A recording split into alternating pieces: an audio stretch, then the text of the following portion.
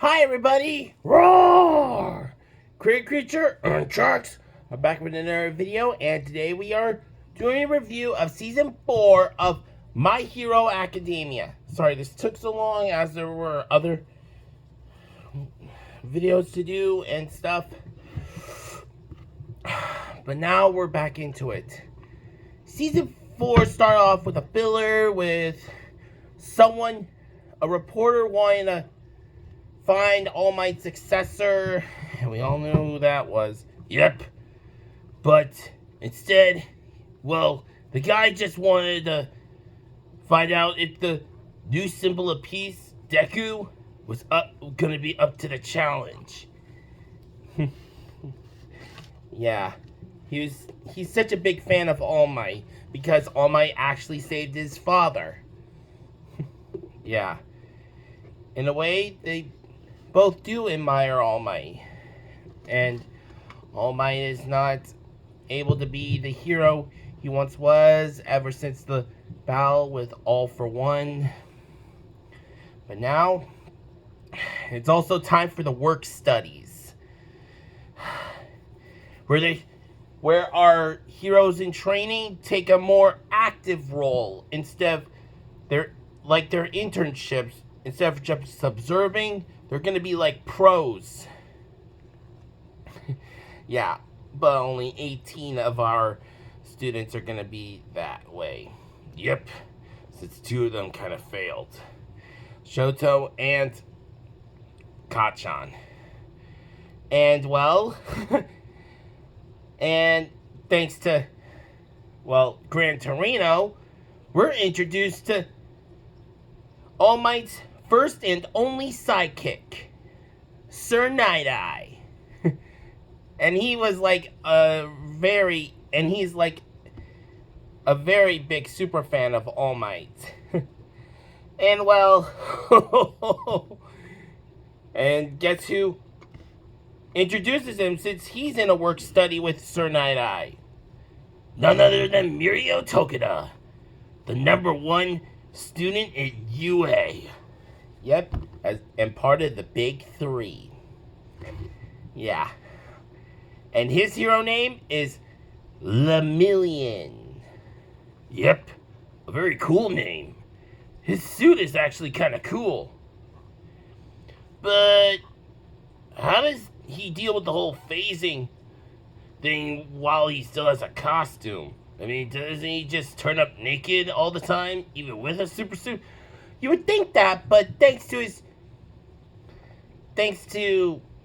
UA the costume designers and everything, they actually made the suit from his own hair. Ah, that makes a lot of sense, since the suit can be like a part of him. Yep. Yeah, it acts like his suit is actually a part of him every time he phases through stuff. And we also got a glimpse of, the other members of the big 3. Nejire Hado, who has her hero name is Nejire-chan, and also her quirk is like energy, has something to do with spiral energy. She can use her own life energy to shoot out energy blasts or even use it to fly. Yeah, it's actually really cool. And then we have the last member of the big 3.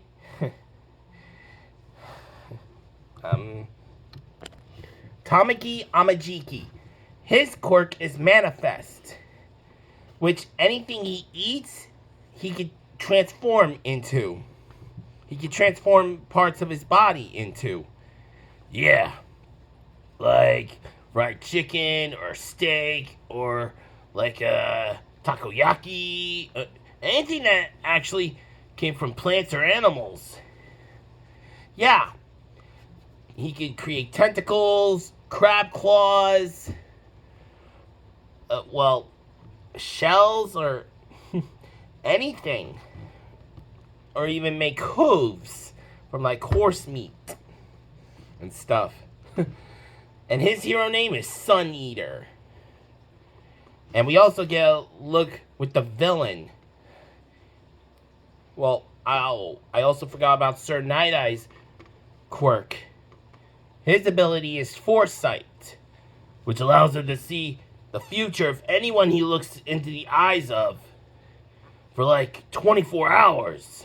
He can see the future of like anyone and anything for like 24 hours. It's really cool.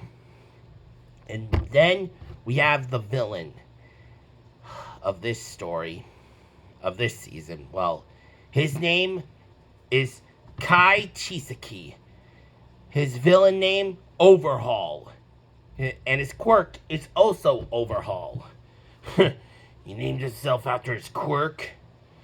Well, when you have a catchy name for your quirk, it kind of puts it on you. Kind of like All for One or Jiro. Ah, that makes a lot of sense. And his quirk, he can disassemble and reassemble matter just by touching it. Like the ground, basically anything he touches. He can also, when he does it to living tissue, like people, he can make them explode. Ugh. So they're instantly dead. But he can also bring them back to life. Whoa. If he does it really like in 1 millisecond. Wow. And I really hated this guy. Do you know why? It was also part of the reason he's actually the leader of an old Yakuza organization called the Shiei Hasaikai. Yakuza? The Japanese mafia? Yeah, those, with all those heroes, with all the heroes around and stuff, it's pretty much easier for them to be, like, in the shadows, and, I mean, you know all that. Ah. And then, wow. After a little business meeting with the League of Villains, it didn't go so well. And, well, we also know that Chisaki, has a little girl named Eri who he poses as his daughter. But one other thing, Chisaki is a real germaphobe. I mean, he doesn't like people touching him. When people touch him, he breaks out in hives. But really? You gotta be kidding me. I know. But this guy is a real bastardo. I mean, he experimented on Eri with her quirk. Her quirk is like the ability to rewind people. And in a way, she's kind of like, actually she's kind of like Shigaraki. How do you figure? Her power is a mutation, just like Shigaraki. You mean, yeah, her power is not like a passed on or fusioned quirk that came from either side of her family. It's actually completely original. Something no other person has. Whoa.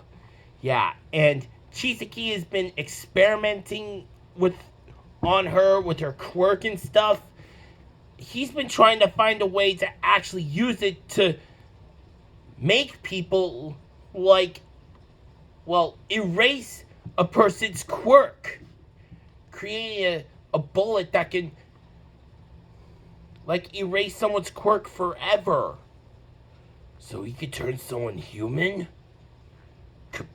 Regularly human? Yep.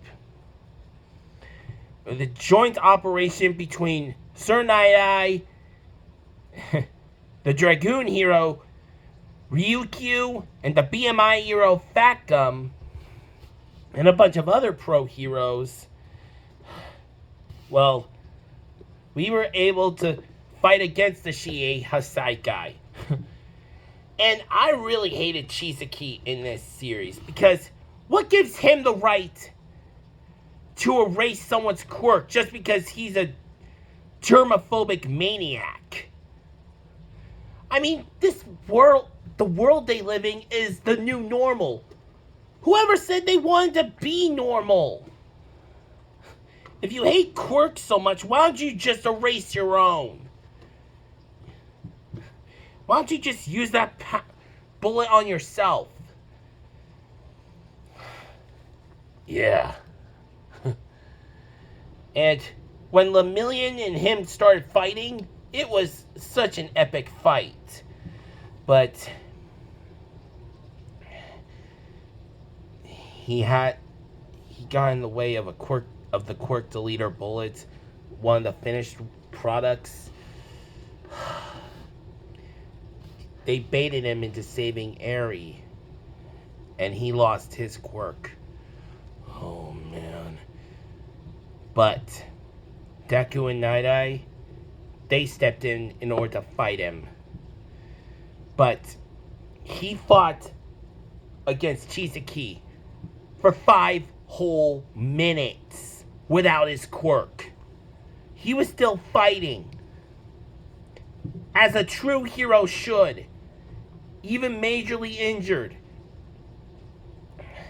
He kept on fighting. Yeah, he was a true hero.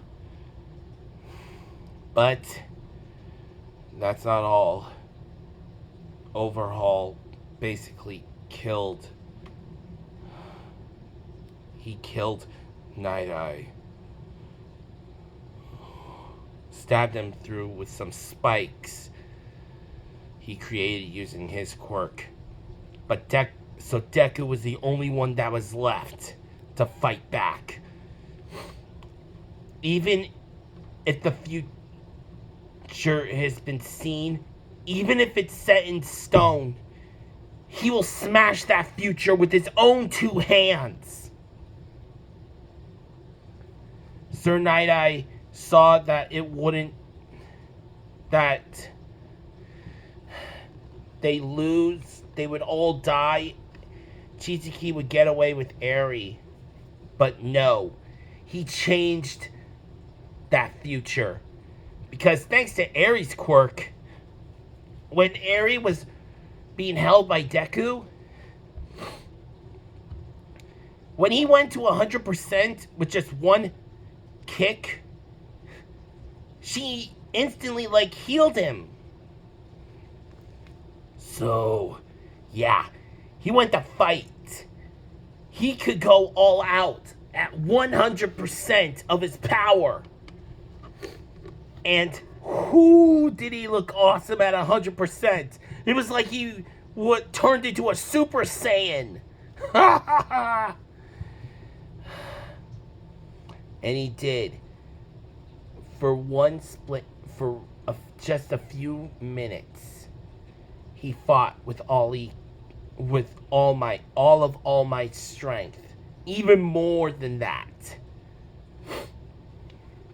And he defeated Overhaul. And, well, that was it for the first part of Season 4. The second part was trying to help Eri learn how to control her powers. And thanks to Aizawa, if anything were to go out of control, he could just erase it. Yeah, we lost Sir Night-Eye. He was a good man and a good hero. Him and All Might left on bad terms, but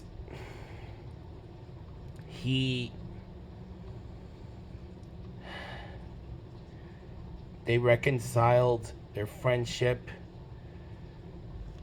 And he saw Mirio's future before he died, which means Mirio would get his power back. Yeah.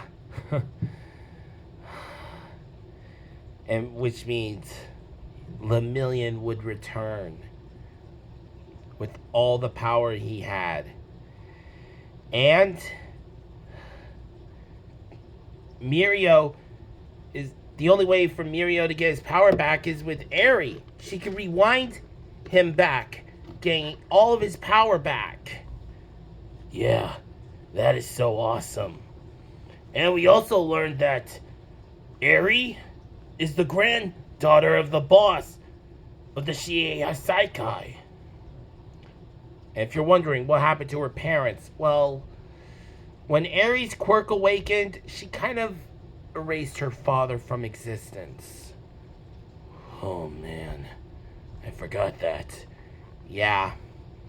And so her mom left her. So the only one who was there to take care of her was her grandfather, which I think is a good man. But thanks to Overhaul, he put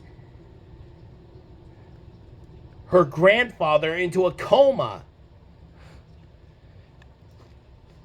because because Overhaul is a little sick in the head. He's always been sick in the head. And as he was being transferred to a villain hospital, yeah, they have a hospital for villains who get too beaten up by the heroes. Well, it makes sense. The villains are human too. Yeah. I mean, you see that a lot in a lot of shows involving superheroes and supervillains.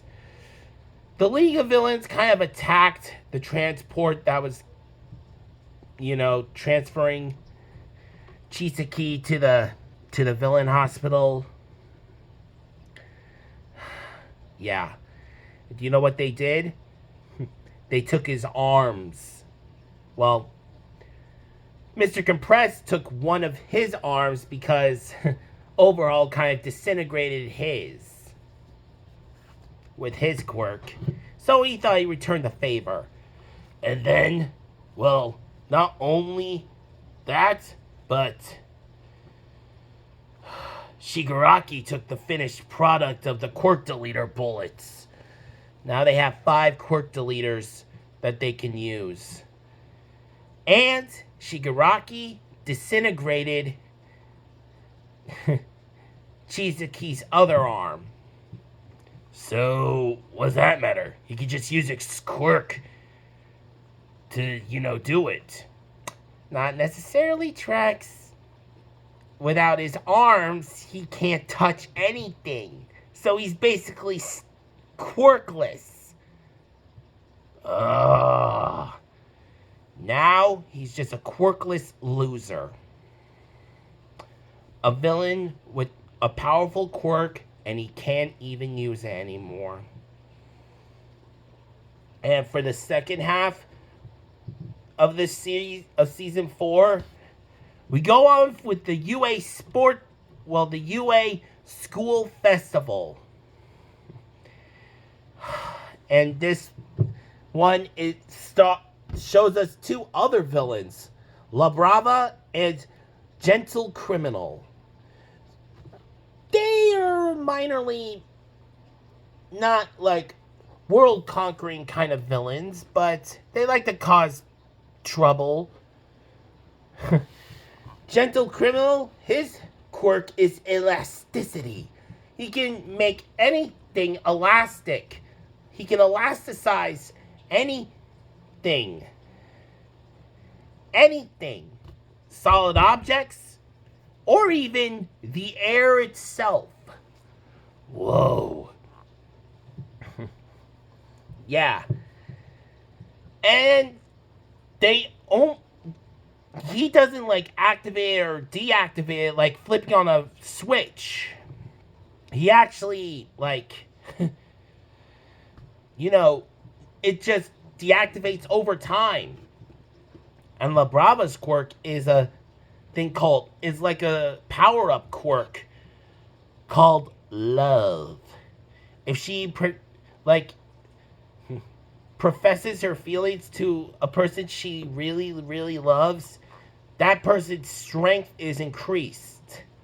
Like a lot. And if used in times of crisis, it goes up tenfold. Whoa. Yeah. And even during this, well, our Class 1A wants to make sure that the students want to reassure every single student in UA, well, what happened to them with all the villains and attacking them and stuff, it wasn't their fault, but Kachan rephrased it in another way. Why don't we show them what we really do and how we really do things? Let's murder everyone in UA with killer music. So they put on a concert. Yep. Yeah, and it was really, really great. Thanks to Jiro, she was able to make an awesome song. That song was like perfect. The music is perfect, and they even got little Eri to smile. It was like beautiful and wholesome. And Deku, he got even more experience for his training. Even came up with support items. Gloves that can actually magnify him using wind pressure. You know, flicking air blasts using One for All. And well, he's able to go up to 20%. But not for very long. It's only for a split second, but he flicks air blasts at like 20%. And this move is called Air Force. Pretty cool name if you ask me. Yeah. He does it by flicking the gloves, go into like a cannon mode. It's actually really, really cool. And they even complement the rest of his costume. I really think it's really him. It really matches him. Yep. And, well, that's not all that happens. We also get into the Japanese hero billboard chart. Yep. And it's also time for Endeavor to fully earn the spot of #1 hero Japan. And he does. I think he's become an even better hero. Well, with All Might gone, he's the one who has to lead other heroes in the fight against Shigaraki and the rest of the League of Villains. And well, he just says it with just one sentence. Just watch what I do. And he proves it. And we also get to meet the other top 10 heroes.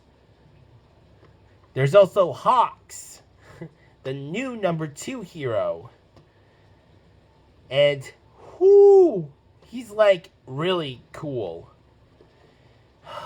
And then the League of Villains have a little bit of a test drive with a new Nomu called High End.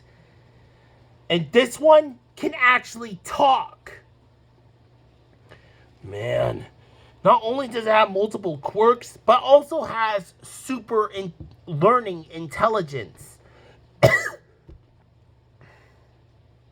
And can regenerate a lot. Yeah. And it can also, has, a warping power to, spawn other Nomu. Which was really gross. But he was able to defeat this high-end Nomu by going plus ultra using his special attack, Prominence Burn, burning it to ash in the sky. And he was able to prove to everyone that he was the best, that he took up the mantle as the new #1 hero. After, with some inspiration from All Might,